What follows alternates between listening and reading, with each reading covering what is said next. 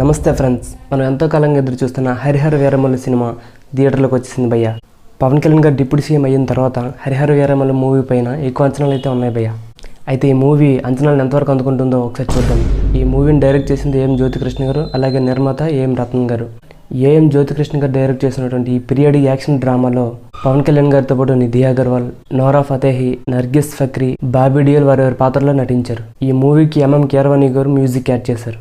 హరిహర వీరమల్లు అనే మూవీ టైటిల్ని మాత్రం క్రిస్ జాగర్లమూడి గారు ప్రజెంట్ చేశారు. ఈ మూవీ 17వ శతాబ్దంలో మొఘల్ సామ్రాజ్యం నేపథ్యం చుట్టూ సాగుతుంది. వీరమల్లు అనే ఒక బందిపోటు మొఘలులు చేసే అరాచకాల దోపిడీలను ఎలా అరికట్టాడని చెప్పేసి ఈ కథ. మొఘల్ చక్రవర్తి ఔరంగజేబు పాత్రలో బాబీ డియోల్ కనిపిస్తారు. అయితే ఈ మూవీ గురించి ముందుగా మాట్లాడుకోవాల్సింది మన పవన్ కళ్యాణ్ గారి గురించి. ఈ మూవీలో వీరమల్లు పాత్రలో పవన్ కళ్యాణ్ గారి పర్ఫార్మెన్స్ మాత్రం ఈ మూవీకి హైలైట్ అని చెప్పాలి. ఆయన స్క్రీన్ ప్రెజెన్స్ కానీ, డైలాగ్ డెలివరీ కానీ, ముఖ్యంగా యాక్షన్ సన్నివేశాలు ఆయన చూపించినటువంటి ఎనర్జీ ఎక్సలెంట్ అనే చెప్పాలి. ఈ సినిమాలో కొన్ని యాక్షన్ సన్నివేశాలకు ఆయన సొంతంగా డైరెక్ట్ చేశారని మనం విన్నాం. ఇదైతే థియేటర్లో చాలా స్పష్టంగా కనిపిస్తుంది. అయితే పవన్ కళ్యాణ్ గారి ఫ్యాన్స్కి మాత్రం ఈ సినిమా ఒక పండుగనే చెప్పొచ్చు.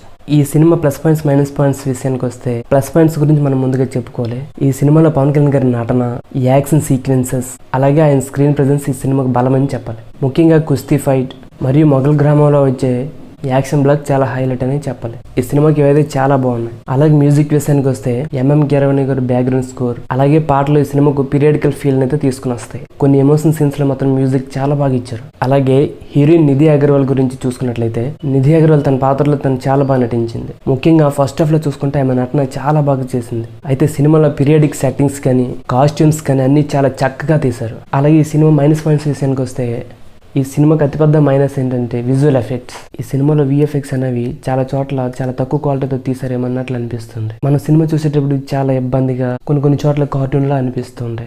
అలాగే స్టోరీ కూడా అక్కడక్కడ అస్తవ్యస్తంగా, గందరగోళంగా కనిపిస్తుంది. ఫస్ట్ హాఫ్ చాలా స్లోగా ఉన్నప్పటికీ అక్కడక్కడ కొన్ని సన్నివేశాలు మాత్రం అనవసరమేమో అనిపిస్తాయి. ఈ సినిమాకు స్క్రీన్ ప్లే కూడా మైనస్ అని చెప్పాలి. సెకండ్ హాఫ్ కూడా నెమ్మదిగా సాగుతుంది.